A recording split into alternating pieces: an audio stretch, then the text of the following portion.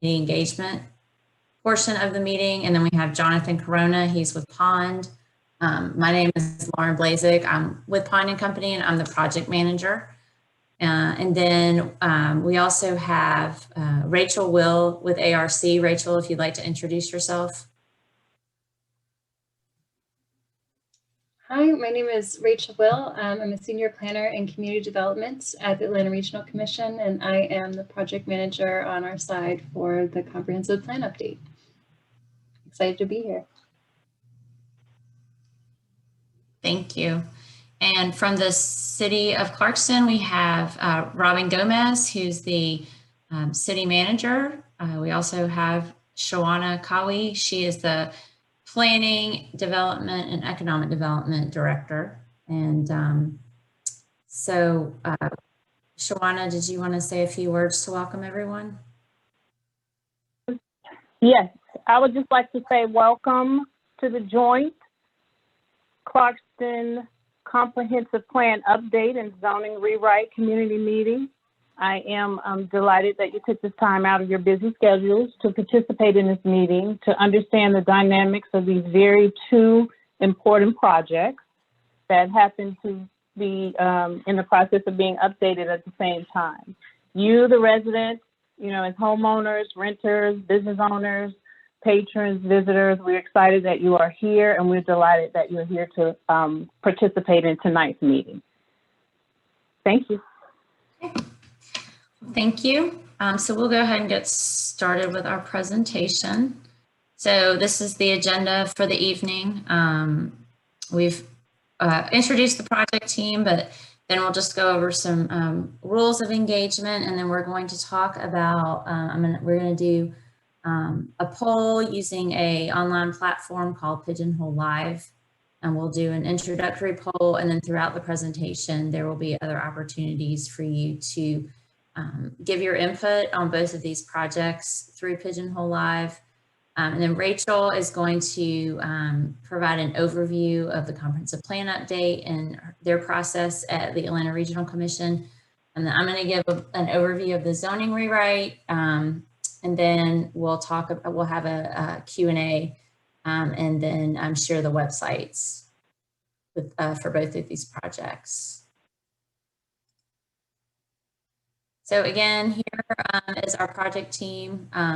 Pond and Sycamore, we are working on the zoning rewrite, and then Atlanta Regional Commission is leading the comprehensive plan update.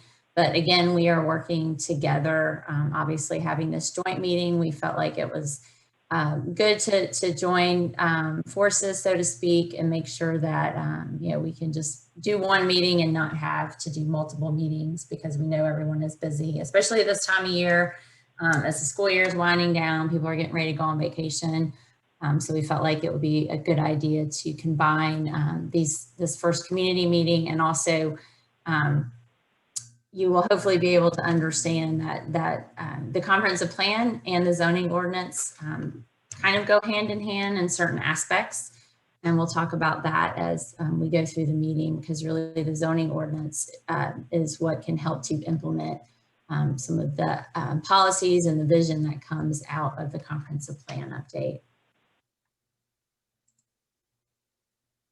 So here are just a few rules of virtual engagement. Just please remain muted. We're going to use Pigeonhole Live for all of our interaction, including a Q&A at the end. So please make sure that you have your smartphone, a tablet, or a computer browser ready for Pigeonhole Live polling and Q&A. And then we just ask, there is an opportunity for people to comment on questions and ask questions at the end. And so we just want to make sure that everyone is respectful of everyone else's thoughts and opinions. We want to make sure that we gather as much input from as many people as we can for both of these important projects. So here are some instructions. You can either go to the website, which is pigeonhole.at, or you can use the QR scanner on your phone or tablet,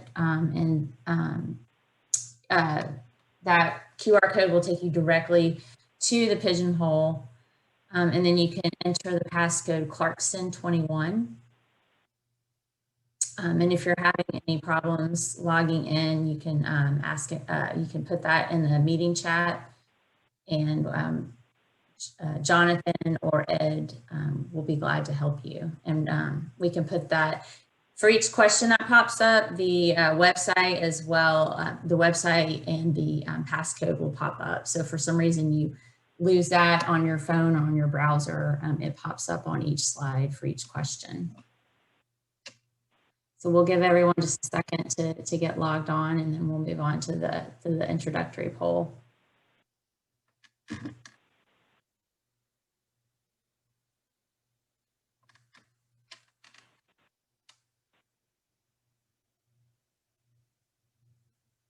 Okay. Yeah, so we felt like, it looks like people are already logged in, so that's great. We just wanted to have an introductory poll so that people could practice using Pigeonhole Live if you haven't used it before. And also just to get an idea of who has joined us for the meeting tonight. So this is, again, just sort of a way to get everyone familiar with Pigeonhole Live.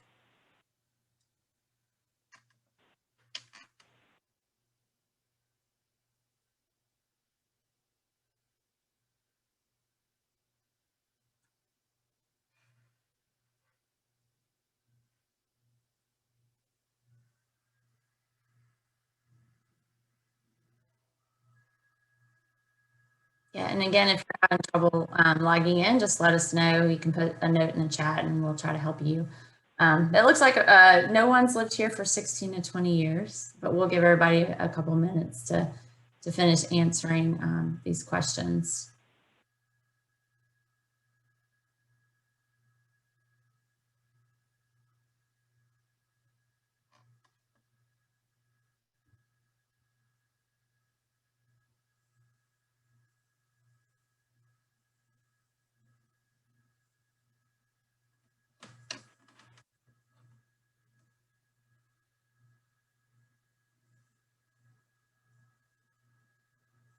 Well, it looks like we've got a pretty good mix of people here tonight. No one's lived here for only 16 to 20 years.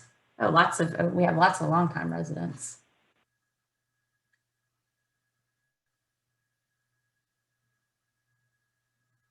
And we're going to leave this poll open.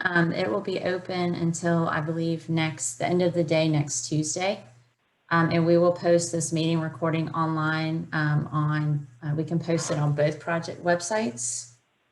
So if you know folks who can't make it tonight but are interested in these projects, they can go on and view. And then if they watch it before next Tuesday, they can also enter their answers.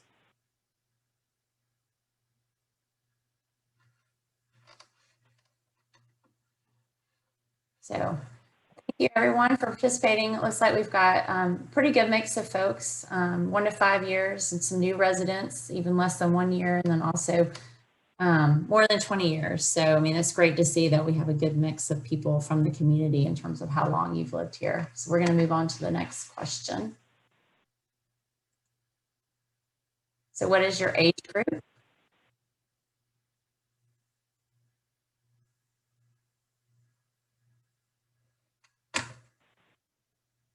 Yeah, so the majority are, it looks like, in that 35 to 44-year-old range. But really overall, a pretty good mix of people on the call tonight. So that's great.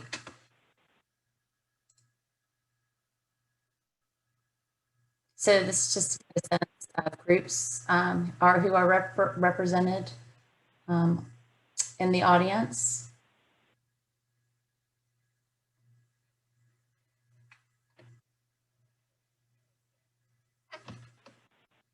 A few folks from Hispanic, Latino, or Spanish origin.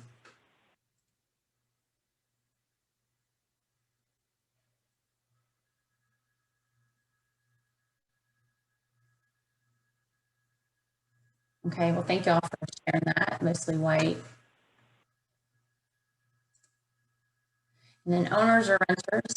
Majority are renters. I mean, excuse me, owners.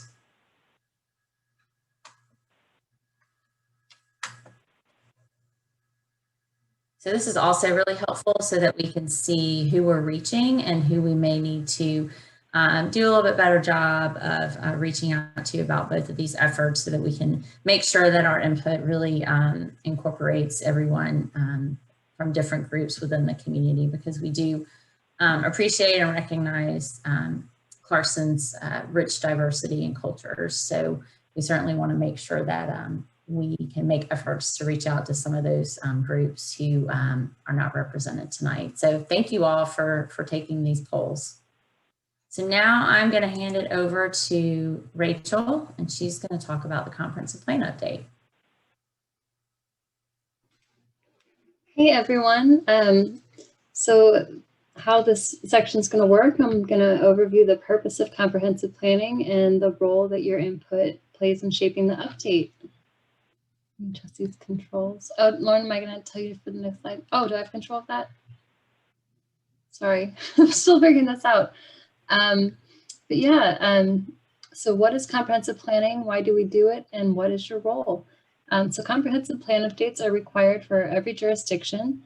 And this process is used to determine community goals around things like housing, transportation, land use, and more. So planning helps us prioritize the things that we want to see in both the short and the long term. It helps us identify goals for the city and realistic action steps to achieve them. So in order to identify these priorities, resident input plays a really major role. So through this virtual public meeting that we have tonight, through the survey that we have put on the public input website for the project, which we've also translated into 6 languages, we get to hear from you all about what your goals are across these areas.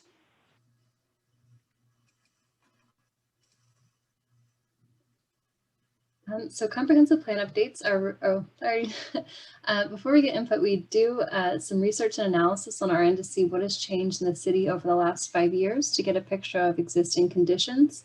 Then we move into stakeholder sessions. We have a steering committee made up of community members. We also hear from you all through the survey and this public meeting, all of which are designed to gather your inputs on needs and opportunities within Clarkston, what you'd like to see, and what goals and priorities you have. So after the research and analysis has been done and the community input is collected, we will take all of that information and use it to draft the comprehensive plan update, in which we identify current conditions in Clarkston and goals and priorities to implement over the next 5 years. So your input in this meeting directly shapes the plan. The questions we ask will cover specific components of the plan, including housing, transportation, the environment, downtown Clarkston, and community well-being.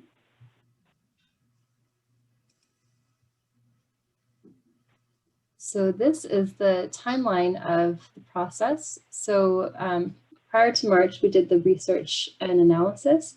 And then in March and April, we had stakeholder meetings. We had 2 of them. The survey is now open on the public input website, and I can drop that link into the chat in a moment. We also have the public meeting now, of course. Survey will be open into June. In July, we'll have our 3rd stakeholder meeting. I'll begin writing in August and September, and then the DCA review will take place in late September and October, and then the plan will be adopted after the 31st of October. So that's the general timeline for the meeting. So our first question will focus on housing. So what do you think the most important housing need is within Clarkston?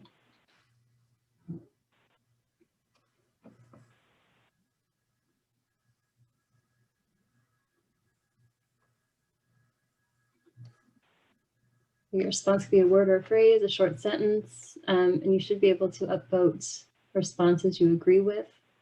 So if there's a certain type of housing that there's more of a need of, any improvements needed to existing housing, concerns about costs, housing needs for a specific group. Wait a couple moments for responses to come in.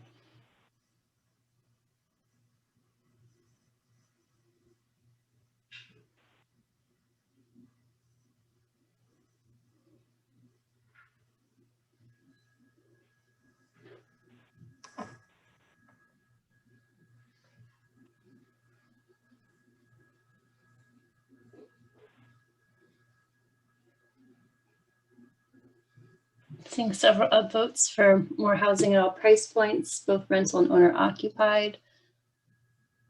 Seeing affordable housing, varied architectural styles.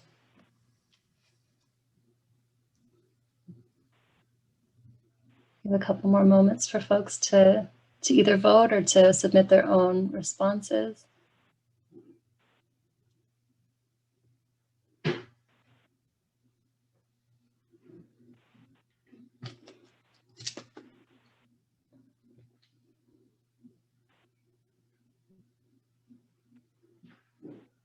This is all really great.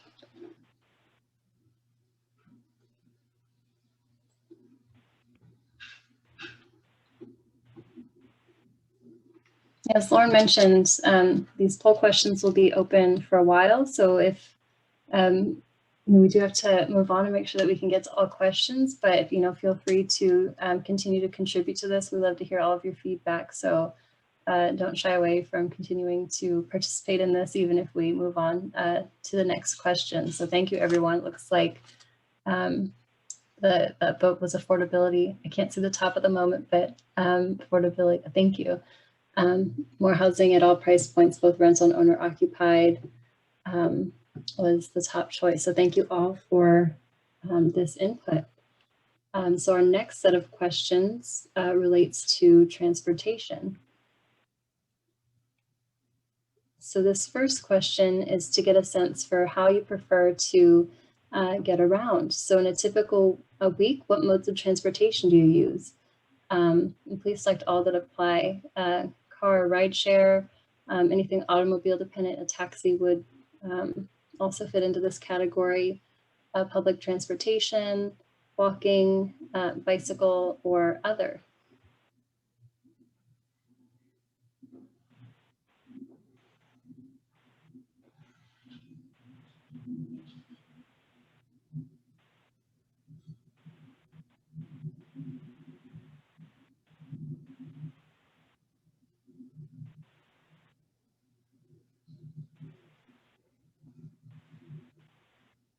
Looks like a lot of driving, ride shares, a lot of automobile transportation, but also a lot of walking. There's a lot of great trails within Clarkston. Public transportation. I'm curious what the other is. If you'd want to put that in the chat. Those of you that have answered other.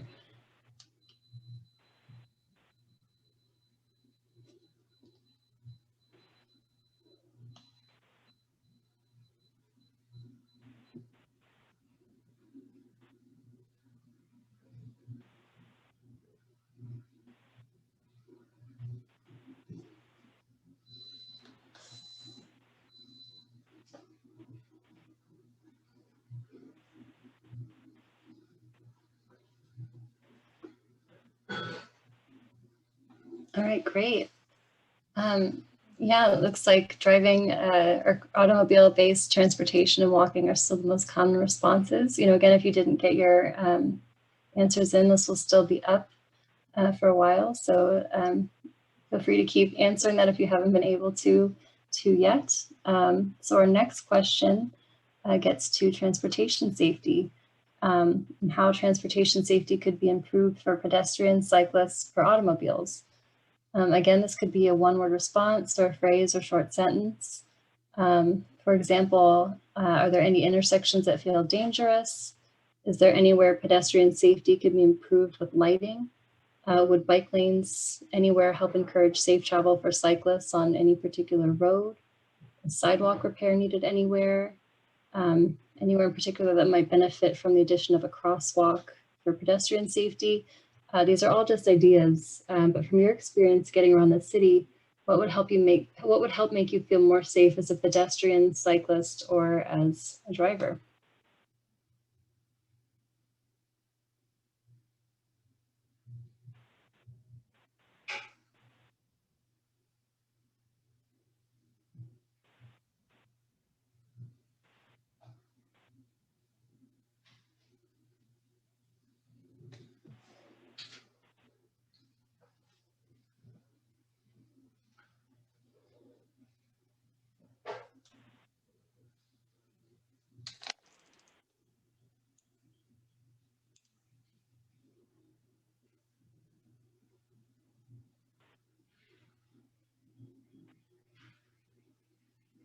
Seeing several upvotes for more traffic control, stop signs and speed bumps. Also more lighting around Clarkston, school flashing lights and sidewalks, another for sidewalks.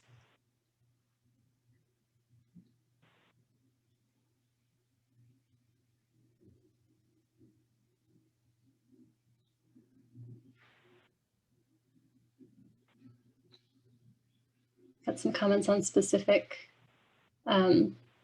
roads and intersections, which is great to pinpoint which areas are most in need of being addressed. So thank you for providing that specificity there. It's very useful.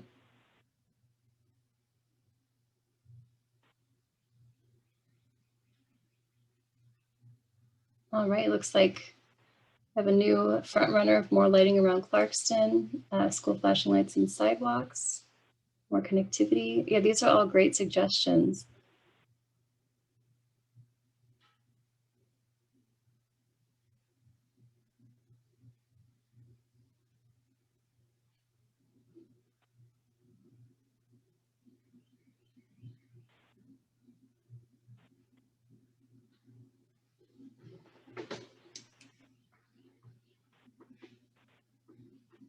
All right, thank you all so much for providing your input. Again, if you still have thoughts here, didn't get to put anything in, these will remain up, so don't fret if we keep moving, but thank you all for your input here so far. This is all really useful information. So our next question gets to the environment.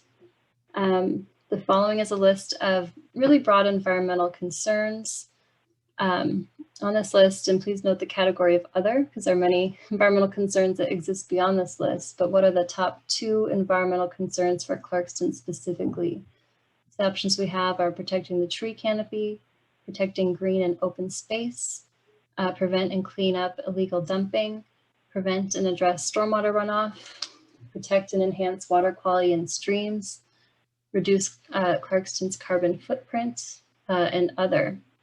And if you select other, please indicate what other is in the chat, or if you want to in the chat, any specific comments on adding detail to your responses here, that'd be great.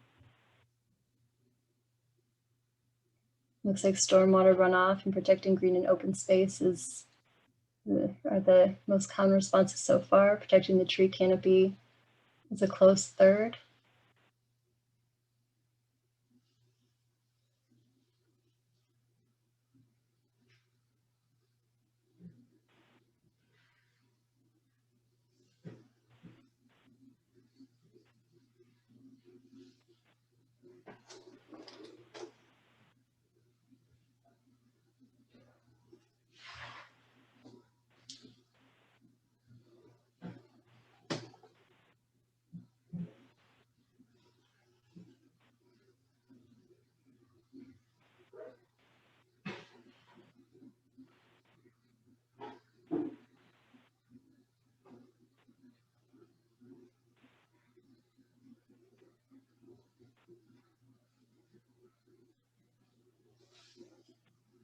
Looks like protecting green and open space is the front runner, followed by prevent and addressing stormwater runoff, followed by the tree canopy and Clarkston's carbon footprint. So looks like all of these issues have a good amount of votes. Thank you all for your input here.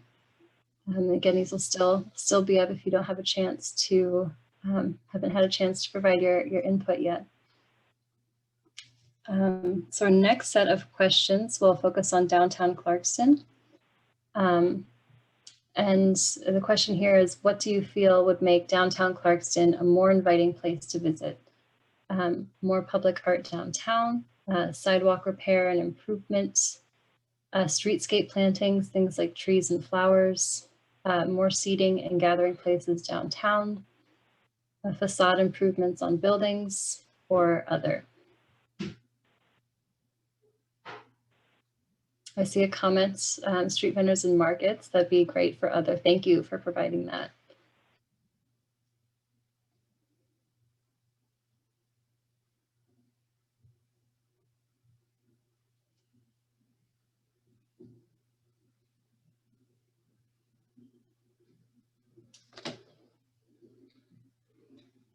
Yeah, for those of you that have ideas for any ideas beyond these suggestions, please feel free to put those in the chat, and I'll take notes on that. I wanted to leave that open because I'm sure there are lots of ideas beyond, the limits of the few options that we provide here. So please feel free to put your thoughts in the chat. Looks like facade improvements on buildings is the most common response so far.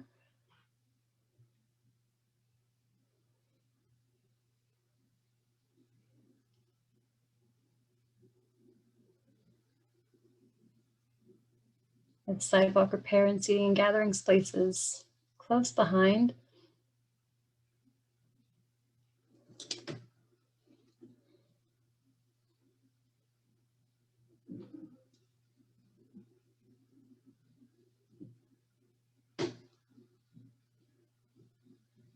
All right, great. Thank you everyone so much for your input. So now we'll get into some questions on community well-being. So the first question is very broad. If you had a magic wand and could implement absolutely anything you wanted in Clarkston, what one thing would you change about Clarkston to help you or your neighbors thrive? So maybe think about a need that you have, or a need that your family has, or a need your neighbors have, and what would help address this need. So this could be a place, an amenity, a type of retail, a type of public programming, something to do with transportation or housing, really anything at all. So I know this is a broad question, but within those categories, if you can think of anything that would benefit your quality of life, your family's, your neighbor's quality of life. Again, place, an amenity like a park, a certain type of retail, a type of public programming.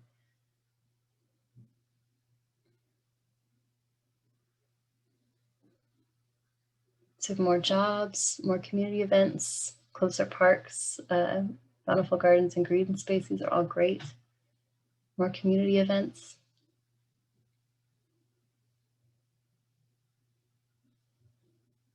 Housing and jobs. Opportunities for students. Small businesses.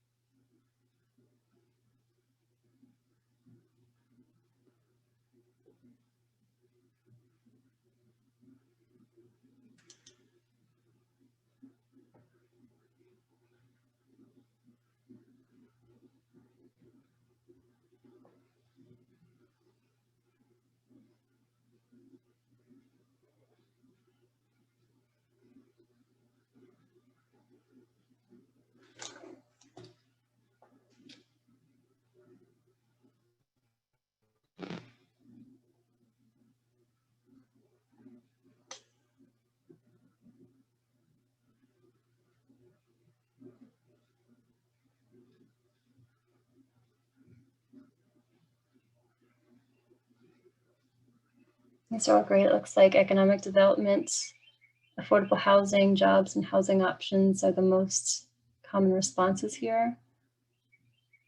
I love seeing all these things come in real time. It's fascinating. Not on parks.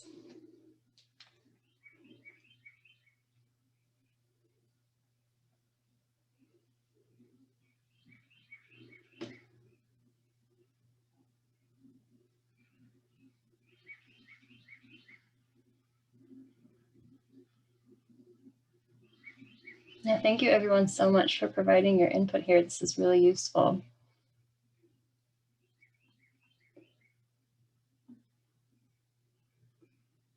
So for our next question, what groups of people, in your opinion, are well served by existing housing, transportation, and programming in Clarkston? So for example, this could be particular ages of people, it could be families, singles. Think of what Clarkston has to offer, and who is well served by this, what groups of people living in Clarkston are well served by the housing, the transportation, and the programs we have in place. That's kind of a broad question, but I want to get a sense for, where the city is. And then the next question will get into where things could be improved. So here, what works well and for who?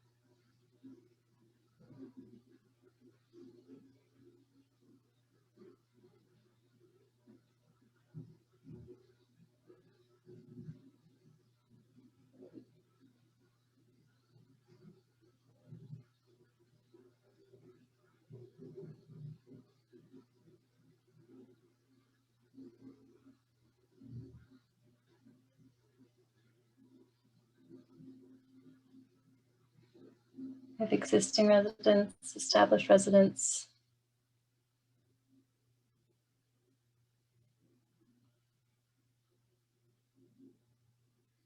Maybe a few more moments here for folks that might be typing in answers.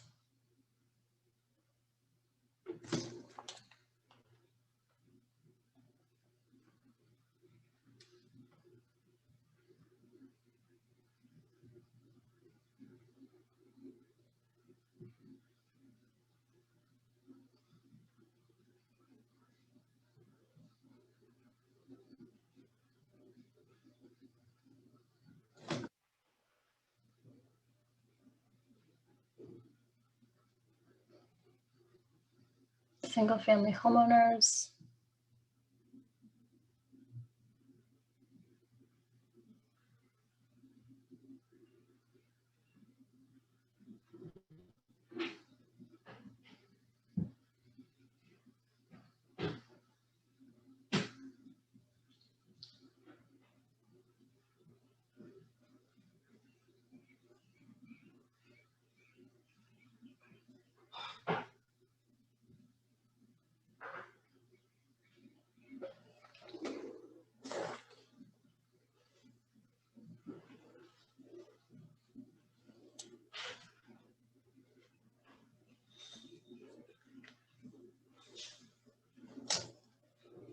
All right, great. Thank you all so much for your input here.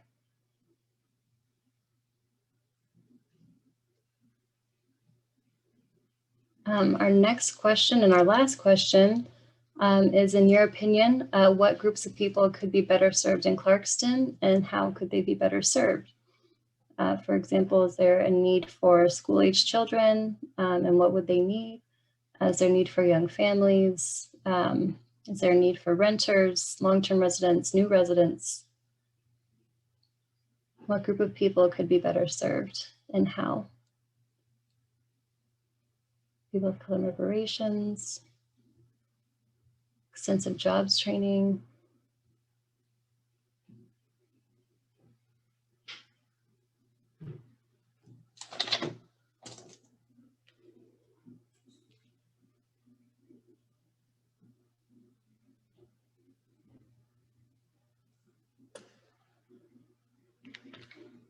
School-age children with traffic guards, municipal Wi-Fi. These are all great.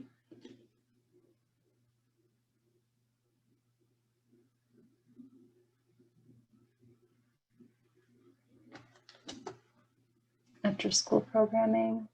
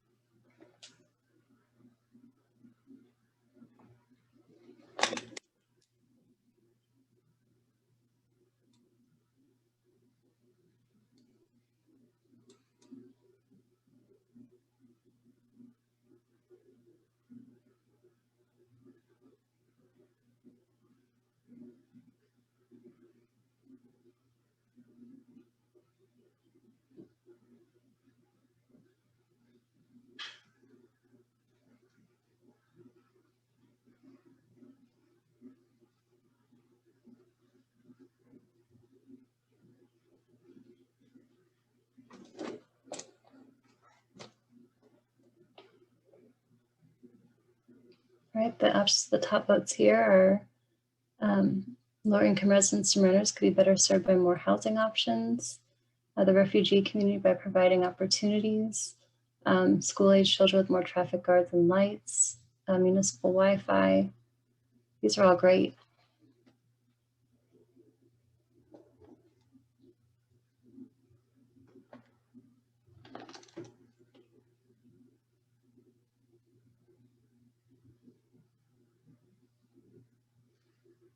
Yeah, thank you so much, everyone, for providing your input throughout all these questions. Your input is so valuable in helping to shape this plan. I'll drop my email in the chat if anything that you think of that wasn't asked here, or any ideas that you have. Please feel free to drop me an email.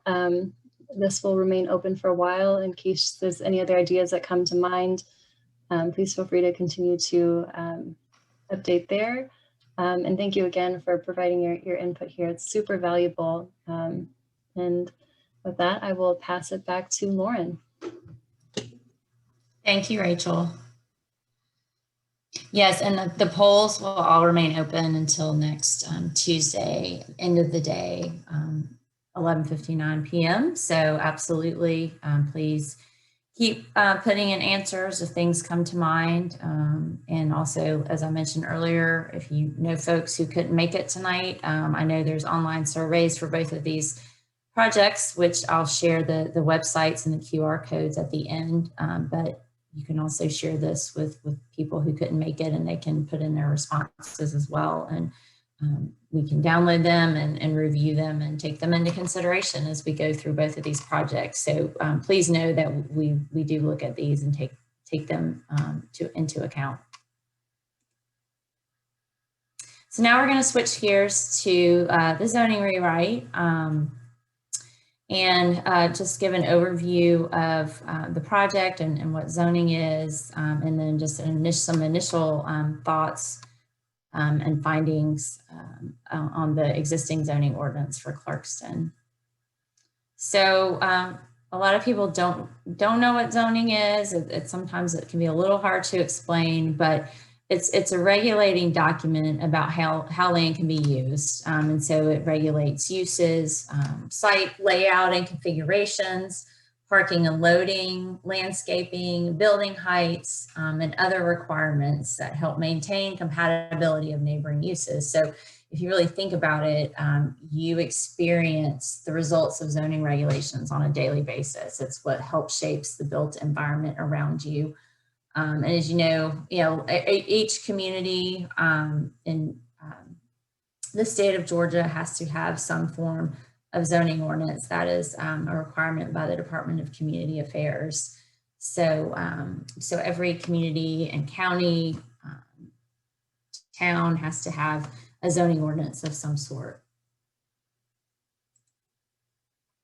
So a little bit of background about this project. The last update to the ordinance was done in 2012. So that was 9 years ago. And since then, there's been numerous text amendments, which has caused some inconsistencies and some references that are not correct. And that is what tends to happen when you amend things and try to address issues as they come up. And so there was also a comprehensive plan update. That was, the last one was done in 2016. And so there were some changes to land use and looking at future land use at that point. There may be some minor land use changes with this update, but we want to make sure that the zoning districts and the zoning regulations are updated properly so that they can help to implement the vision that the city laid out for future land use in that last comprehensive plan update. And again, if there's any changes on this one, I don't think the focus is on a lot of land use changes, but in this update, but there may be some ideas that come out of that. For example, on the housing front, as we saw on one of the polls that Rachel did, there are some changes that we could potentially make to the zoning ordinance to help allow for a better variety of housing. And so again, you know, with the current update in progress, the city felt like it would be good to do these projects at the same time and in tandem. And that's actually very, it's very forward thinking for them to decide to do these at the same time.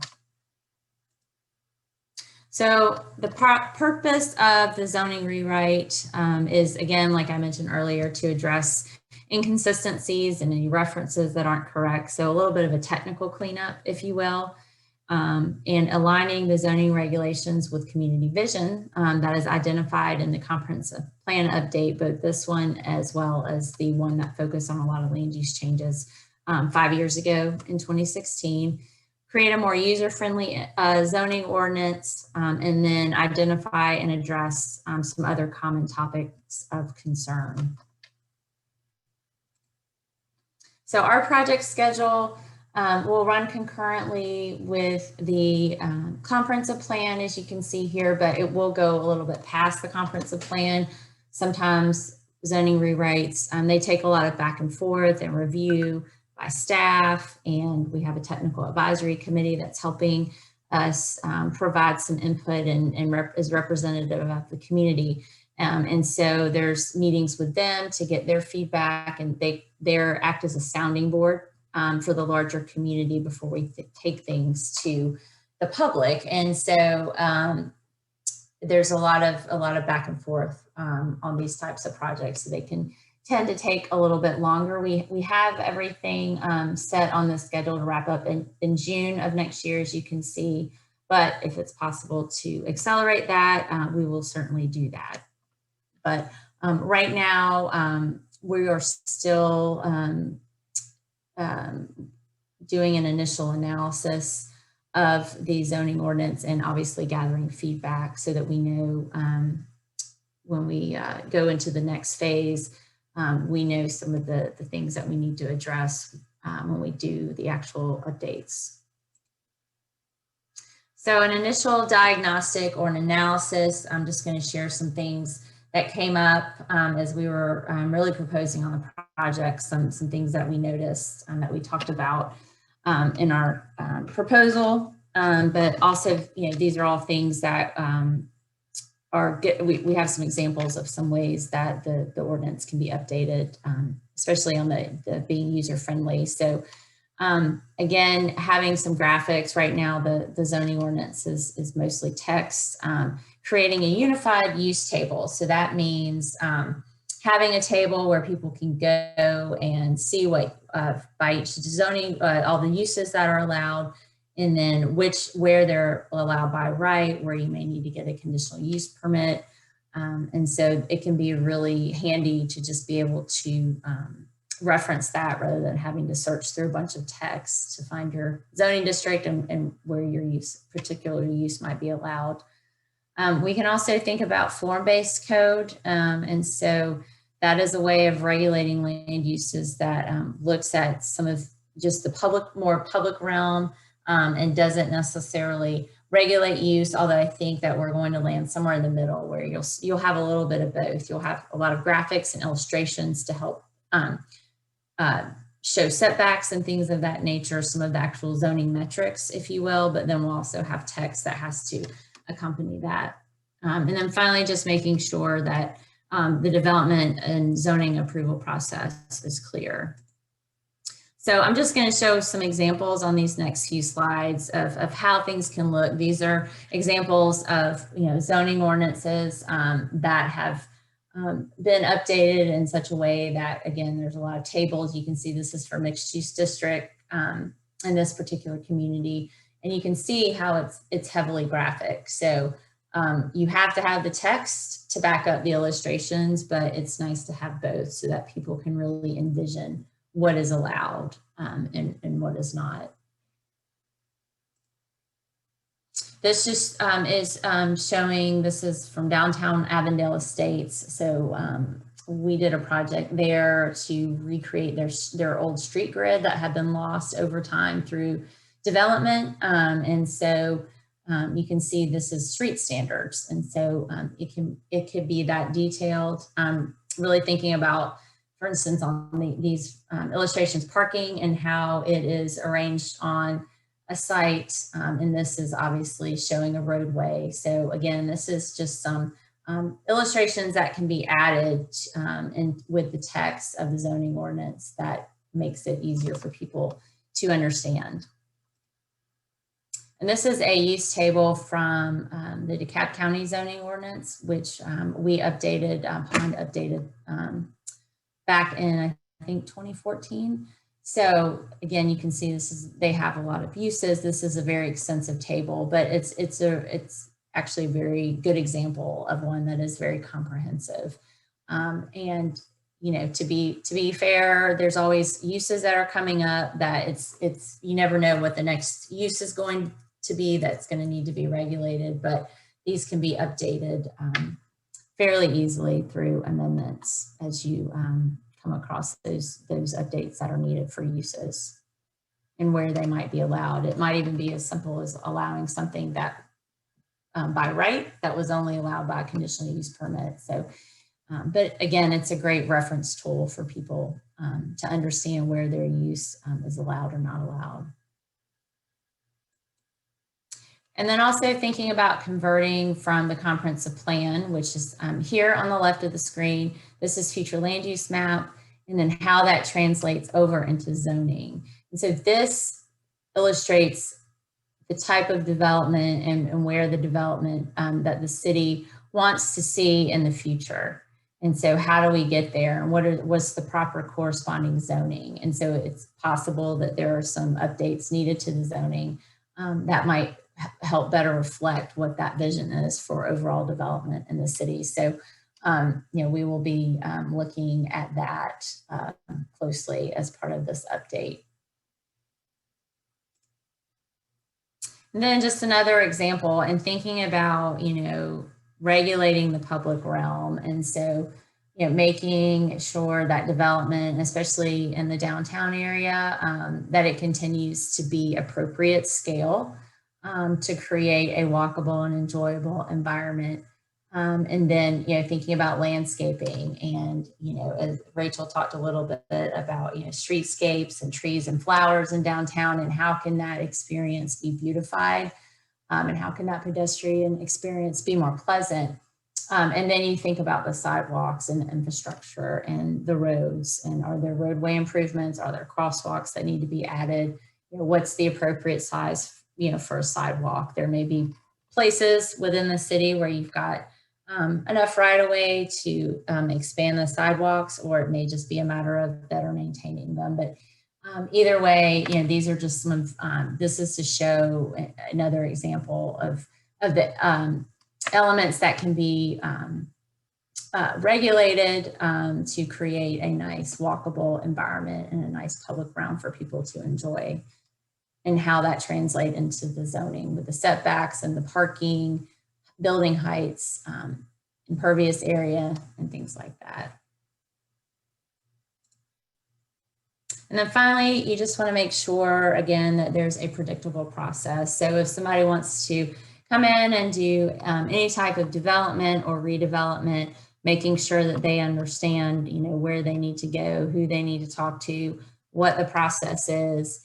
And so we will be taking a look at that as well. And it's potentially something that we could create a table such as this, where it's a flow chart, and it makes it very, very simple for people to understand the process when they come into the city. And so, you know, having that clear process and expectations, so the developers or builders know what is expected of them to get through that process, whether they need a rezoning or if it's just a, you know, a regular building or some kind of project that doesn't need a rezoning, they know exactly what they need to do.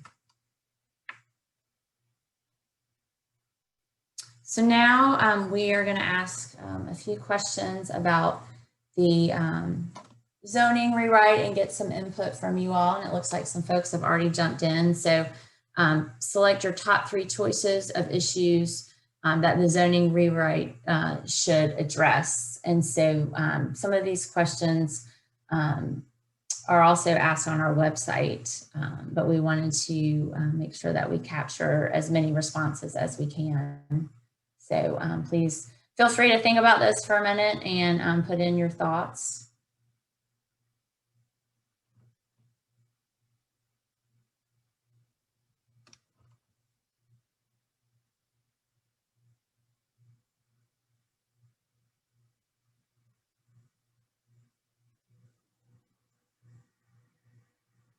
It looks like making it more user-friendly is getting a lot of votes right now, which obviously that's one of the top priorities for this project.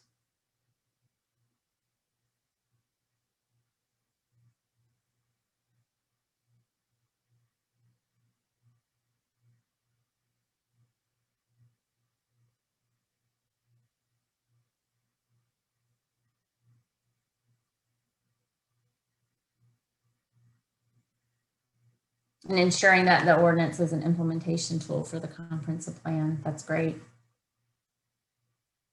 And really allowing for incorporating regulations that can help make the community more mobile and increase that connectivity.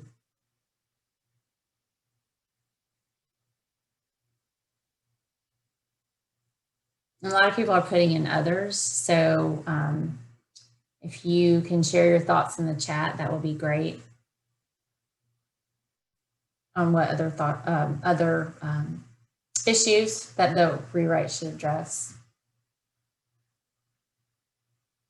Okay, well, thank you all so much for participating. Again, you can go in and add, you can, if you haven't had a chance to vote, feel free to go in there later and vote on that if you haven't had a chance to do so.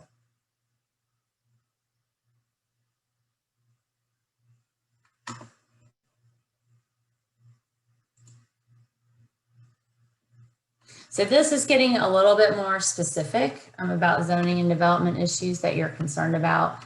So we've had, as I mentioned earlier, we've had a meeting with our technical advisory committee, and some of these topics were ones that came up during our first meeting, came up during that discussion. So I wanted to put it out here to get the larger community's feedback.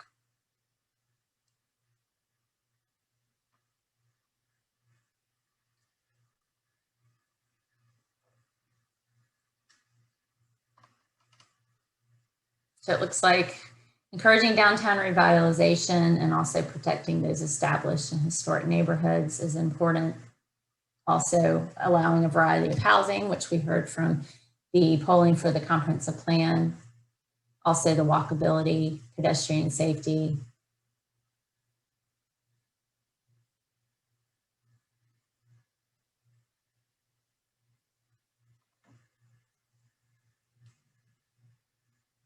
And if you did put other in there, please feel free to put that in the chat, and we'd like to take a look at that and get any other thoughts that you all have.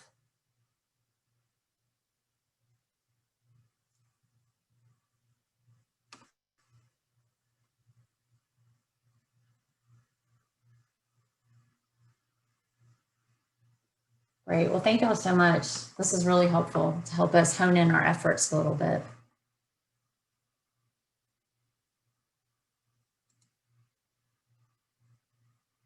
So before we go into our question and answer period, I just wanted to do a closing poll, kind of a fun question, if you will, just asking what is your favorite thing about Clarkston? So this is open-ended. So anything that you can think of that you love about the city of Clarkston, please put it in there. We'd love to hear your thoughts.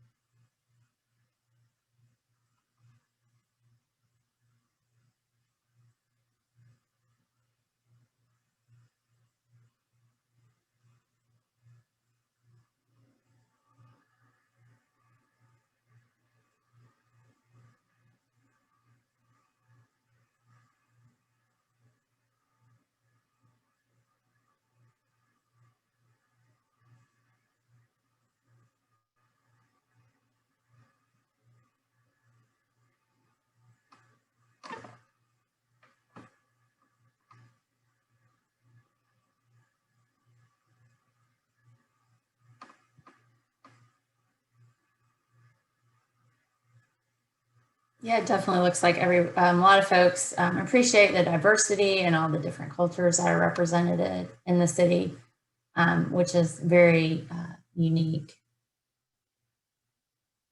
And it's a great asset, really. Also, that feels like a small town, welcoming. Refuge Coffee got a shout out. Food gardens, the neighborhoods, the artists, big diversity in a small space. I love that.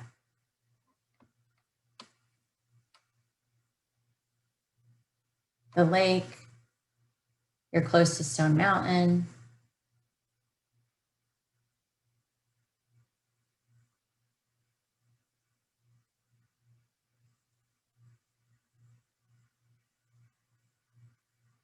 The pool, possible growth. So yeah, potential for revitalization, positive growth, natural beauty.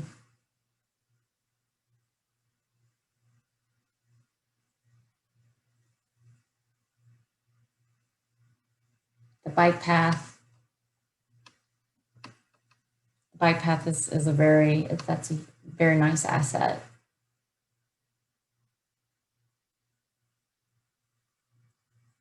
Affordability, community. Yeah, this is a great word cloud.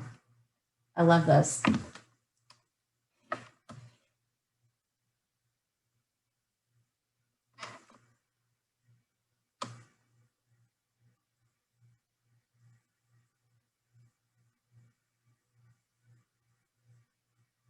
Yeah, we'll keep adding if you'd like, but this is all positive, great things to hear about the city. You can, but yeah, I like this word cloud a lot, but keep adding to it.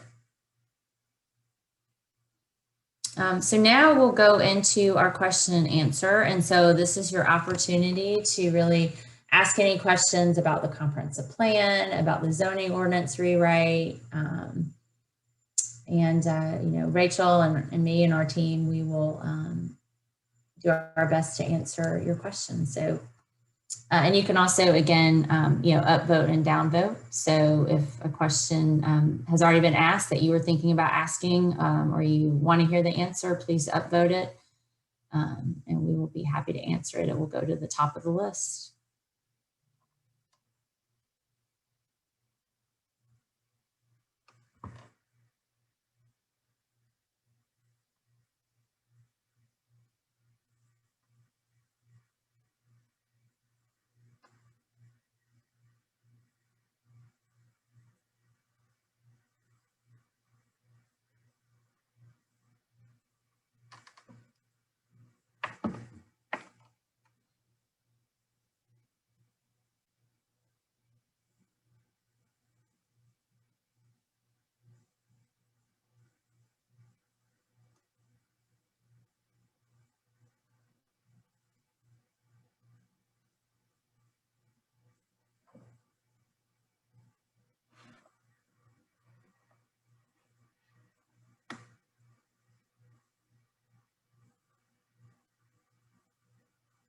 Well, we'll start with these questions. Thank you for putting these in. And again, if you think of something, just keep adding to these.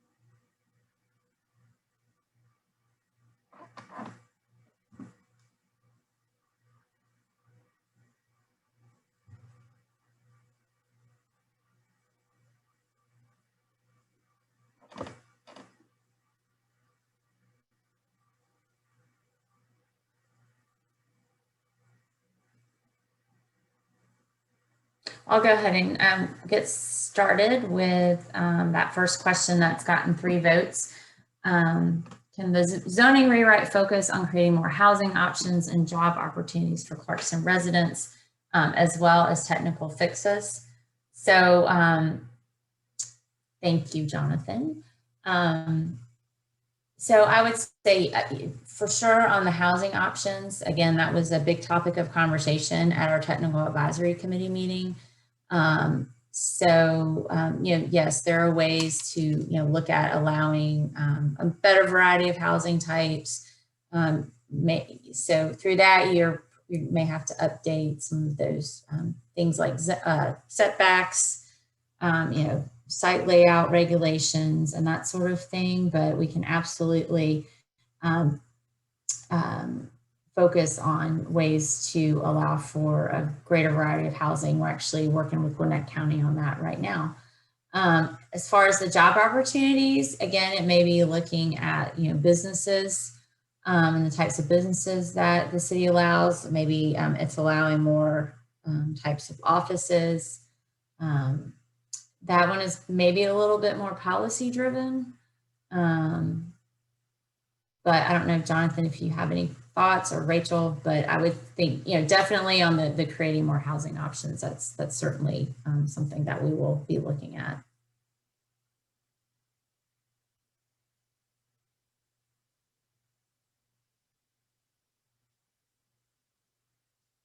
So yeah, the job opportunities may be a little bit more difficult, but we can certainly do some research and think if there's anything that can be changed in the zoning to create more job opportunities.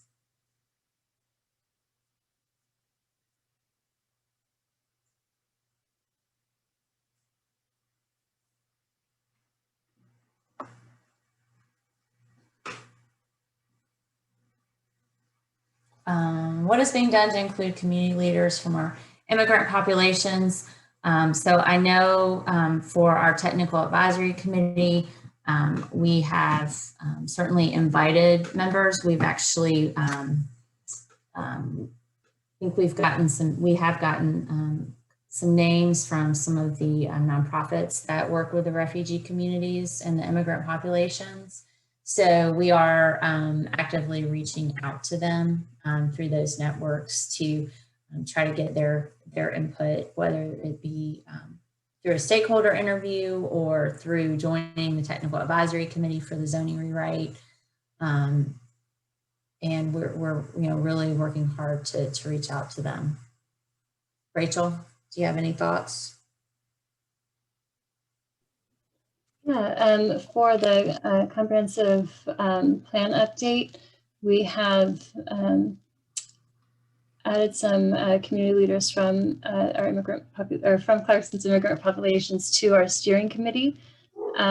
We also had the survey translated into 6 languages so that we can hear from members in the community who do not speak English as a first language, just to help, because we want to hear from everyone. So that was a step to make sure that we have more inclusive participation. And I think a few times in the chat that link to the website, which has the survey, has been included. So we are getting the survey out to those leaders. And also if you would have interest in sharing this networks within Clarkston, that would be great as well, to help hear from as many folks as possible.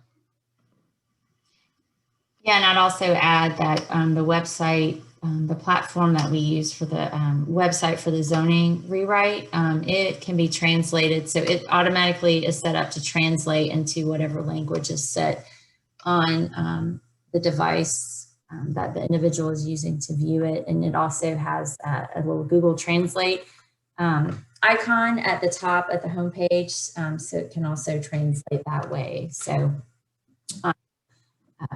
we have that website. And then if there's a need for us to look at hard copies of surveys, we've already talked about that. We can certainly work on getting surveys translated into those languages as well. Like Rachel said, they've got the comp plan.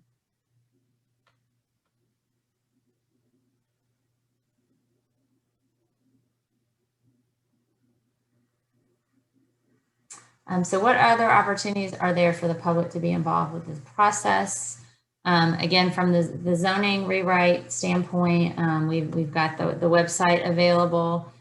There's a mapping survey, so you can actually go on there, and there's some pens or markers at the top of the map. And you can drop them in a specific location where that topic applies. And then you can put a specific comment about that topic and why it relates and how it relates to a specific geographic area. And that's going to be open, I believe, through the end of this month, but we can absolutely extend that. So, and leave it open longer to continue to get input. And then I think we'll also we've talked about having an open house style setup where people could come in and see some displays about the zoning ordinance rewrite as we go through this process and offer their input as we get into proposing changes. We talked about doing that, I believe, at the community center and having a drop-in type situation where people could come in person. So if that's their preferred way to offer input, we're working on a way to do that.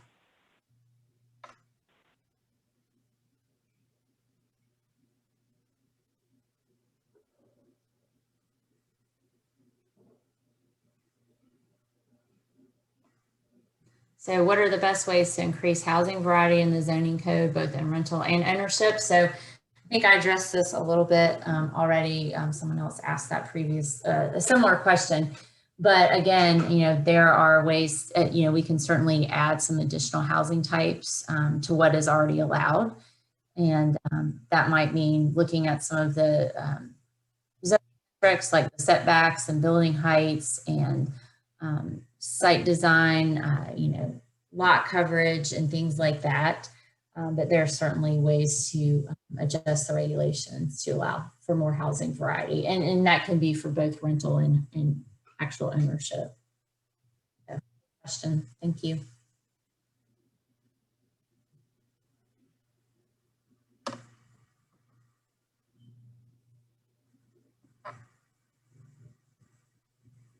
So how can we protect existing neighborhoods in Clarkston? So I think, I don't foresee any kind of changes being made to those neighborhoods that are already established and have been in Clarkston, for decades. And, if you're talking about protection from, new development, there are certainly ways to create buffers and require, setbacks from property lines for, if you're doing a town development or a stack flat or apartment type development, you can regulate the distance between existing neighborhoods and that type of development through the setback requirements or through, requiring larger buffers in between those types of uses. But again, I don't foresee there being any kind of, changes to the regulations that would affect those existing neighborhoods that are already there. So good question. Thank you.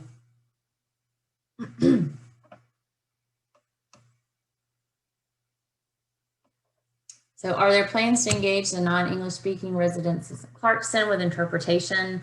I think that one has been answered for the most part. Again, our website translates automatically. You can use Google Translate to pick any language that you want. Rachel mentioned that they're having translation done on their surveys, and we can certainly do the same. We've got folks who represent the refugee communities on both the steering committee and our technical advisory committee for the zoning rewrite. So, if there are other ideas for ways to engage with those communities, we'd be happy to hear suggestions. But, we knew coming into this project that there were a lot of diversity in the community and a lot of different cultures represented and languages. And so we're making every effort to engage, as many people as we can to make sure that we get input from, a wide variety of the community.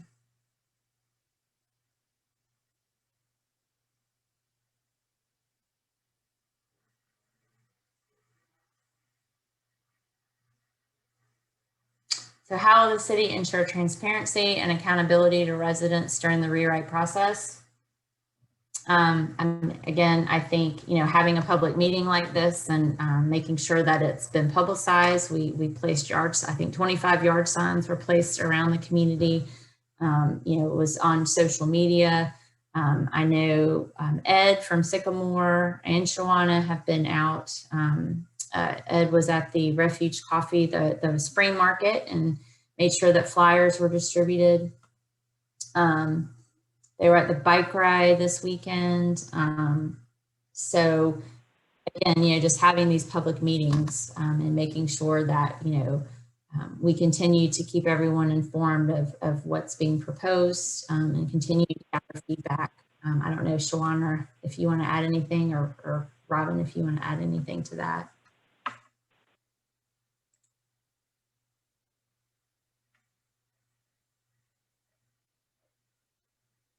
And then also, I will also mention that you have to have a public hearing before any of the updates are actually adopted by the city council.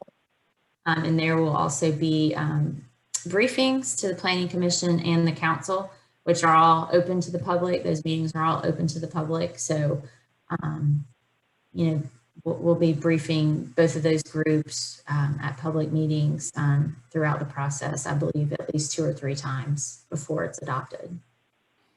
And this is Robin, and at any time, if anyone has any questions, would like to see anything, I mean, certainly by all means ask everyone all the vendor, the firm that's managing the Rewrite Pond, ask myself, Shawana, just send us emails, call, etc. The whole premise behind this is that to obtain public input as we are with this activity and many more, because this is for all the residents, businesses, and even visitors to Clarkston. This is not something that just for city staff or just for the city council. This is for everyone and for many years going forward. So it's important that we receive input, that ask any questions at any time. We want your ideas, thoughts, suggestions, just as quite a few of you have provided this evening. Please continue to do that. And we'll continue to make as much information available. None of this actually gets approved without public meetings, without public input. We'll have more meetings, and we'll be having meetings in person here over the next few months. So please share the information with neighbors, with anybody else that you think may be interested in their future here in Clarkston.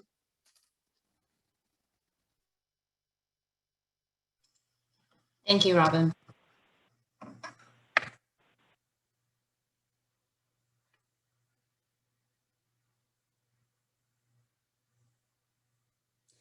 So what are the zoning use changes that are being looked at to foster economic development? Again, we are really just kind of in the early stages of this, and so I can't speak to that directly. But again, as we continue to gather input on that topic, we can look at changes that need to be made, but I can't speak to that right now. Thinking about what would foster economic development through zoning, it may be, again, allowing some additional uses that would help to allow for people to start companies and businesses that would in turn create jobs. But some of those things are going to, again, be a little bit more policy related rather than zoning regulated. But, again, we can certainly absolutely consider that because we understand it's a concern.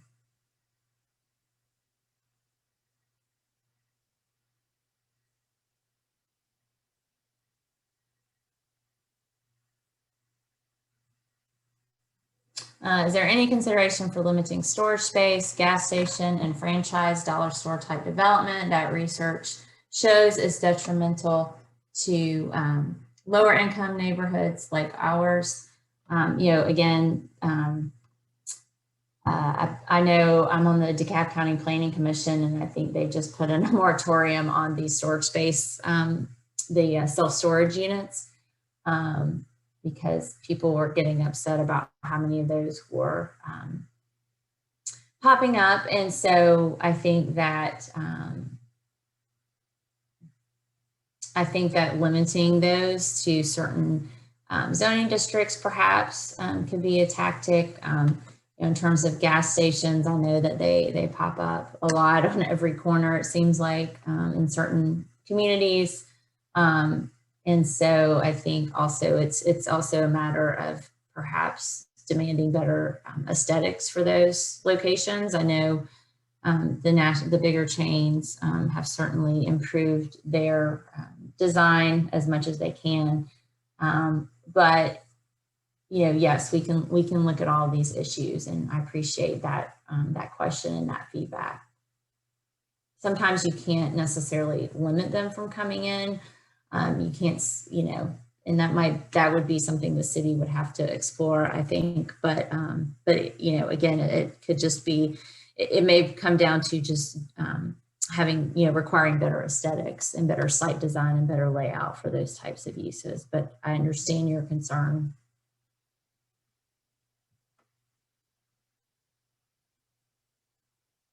Will we be able to have a face-to-face community meeting as part of the rewrite process? So I believe that, as I mentioned, we are looking at how that could be done. And, I know now that some of the restrictions are starting to lift as more people get vaccinated. Yes, I certainly hope that we can have some in-person meetings. Of course, that'll be up to the city to determine, but, hopefully it would be great if our next meeting we could do in person, because I personally am getting tired of virtual meetings, and I like to talk to people in person myself. So yes, I hope that we will be able to have face-to-face community meetings soon.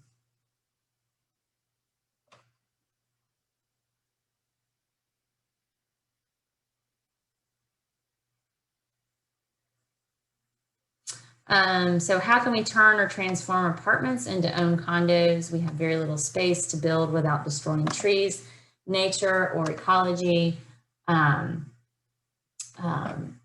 So again, I think that would be a conversation that you would have to have with the owner of the apartment properties, the property management company.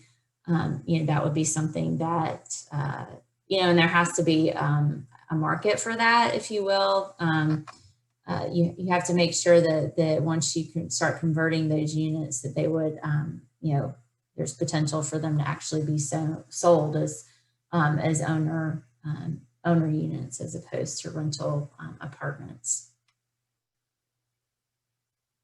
And talking about the very little space to build without destroying trees, nature, or ecology. I think you have to look and you have to look at, if you will, going up rather than out. And I'm not talking about 20-story high-rise apartments in Clarkston. That is not appropriate at all. But and also just considering the number of units that are allowed and intensity of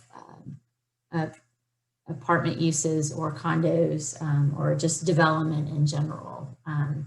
If you want to protect some of those areas, then you're going to have to make sure that the development is concentrated. And so that may mean you have to increase some of the intensity of uses. And communities struggle with that as they grow. And, we understand that. We work with a lot of communities throughout Georgia and throughout the Southeast. And it's always a little bit of a struggle, those types of growing pains. But again, I think in order to preserve some of that land, you have to eventually look at areas that it's appropriate to have higher intensity development and areas where you want to keep the low intensity development and protect some of those residential areas. And then you also look at redevelopment. So, if there's shopping centers or older buildings that, they're ripe for redevelopment, so to speak, and how can they be redeveloped in a responsible way that creates more retail, potentially more jobs, allows for more office space and also some living. And it protects those natural areas, and it concentrates that, that type of development.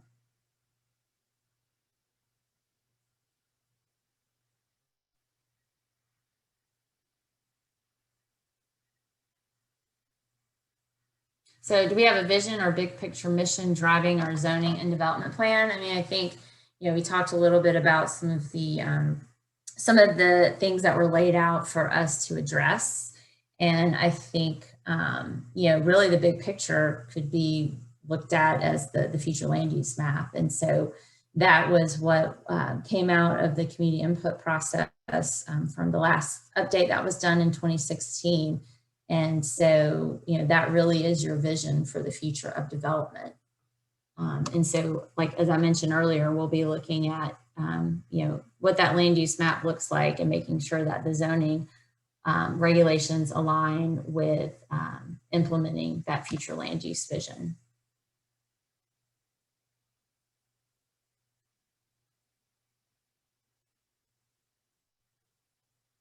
So how can we avoid increasing the density in Clarkston? Again, it's always a struggle in communities that are beginning to grow. I think if you want to continue to be successful and grow and welcome new residents and businesses to help with that economic development, at some point, you have to look at what your density is allowed now and how that can increase. I think it's also important, and this is bringing up a good topic for us to address, because I think people hear the word density and they immediately, have a reaction to that maybe is not so positive. But I think if you kind of look at the mathematics and break it down of what's actually happening, it also often is not as bad as people think. But again, we will consider all that. Are there ways to allow for more residential without having a huge increase in development? But, again, you've got to find that balance, because if the city wants to continue to grow and add more residents and welcome more people and, have those begin having those businesses to have, more employment opportunities within the community, you're going to have that conversation about how that development's going to look. So it's something that we'll definitely be considering very carefully and asking for people's input on it.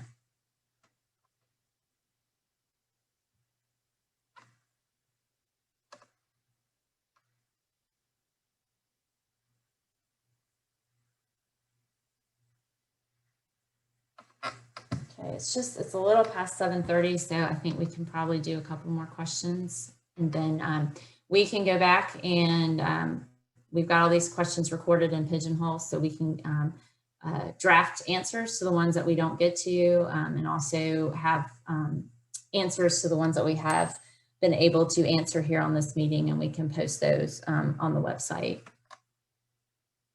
Can zoning be clearly accessible on the website? So actually there is a link on our project website to the existing zoning ordinance. And it is on, the existing zoning ordinance is on Unicode, which I would imagine that's where it's gonna, it will continue to stay, but there is a link on our website to the existing zoning. And yes, the idea is to have it accessible once it's all, once the zoning ordinance is adopted, have it available on the city website so that it's accessible to everyone.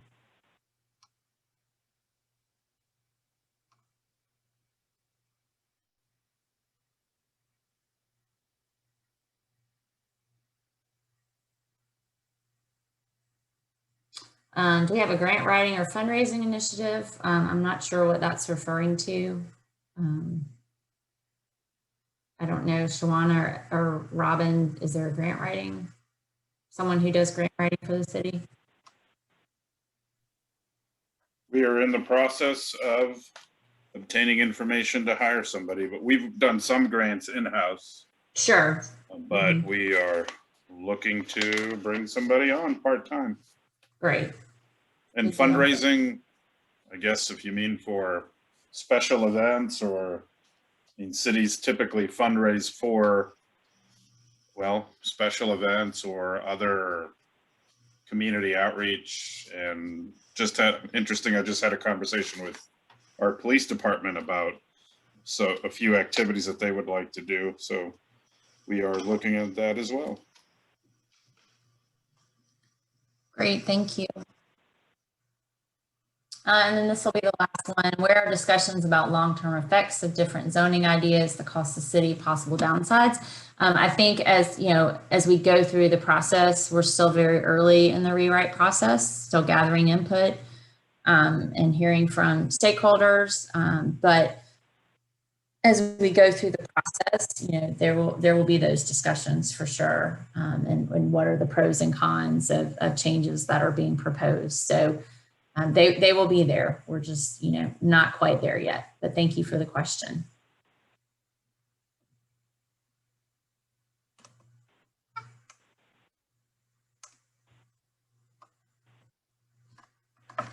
So I think with that, we've answered a lot of questions. And it is 7:35 and we were scheduled to end at 7:30. So I think we'll wrap it up here. Again, we'll go through the questions and make sure that we post answers. It will probably be a week or so before we can get that done, but we will post answers to these questions and have them on the website. So here are the two websites. The one here on the left, this is for the comprehensive plan update. So there's the address and there's also a QR code. So if you have a phone or tablet, you can scan that and go directly to the comprehensive plan website and take their surveys and learn more about the process. And then this is the zoning ordinance website.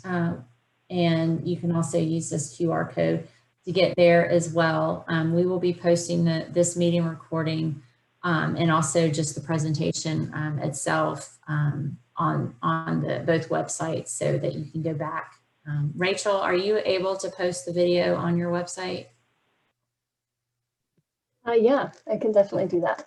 Okay, so it'll be available both places. So we'll get that done as soon as we can so that if you want to go back and look at this, or if you know folks who couldn't make it, they can watch the meeting recording, and then just visit the website. We're making this process as open and transparent as we can. All planning processes have to be done that way. So, but if at any point you have any concerns, please reach out to Shawana or Robin or myself or Rachel.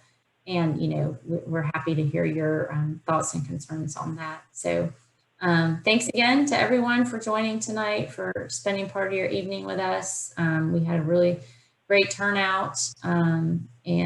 Rachel, did you have anything else you wanted to add? Or Shawana? Mayor Burks, now that you're on, did you want to say anything? I apologize. Problem. Thank you so much. I just want to say thank you again to the team from PON and all of the community input that's been given so far. We want to just make sure that you stay involved, and if you see other people, encourage them to participate in this process. And again, we're going to use this to really help define where we're going to go in the next 20 years for our city.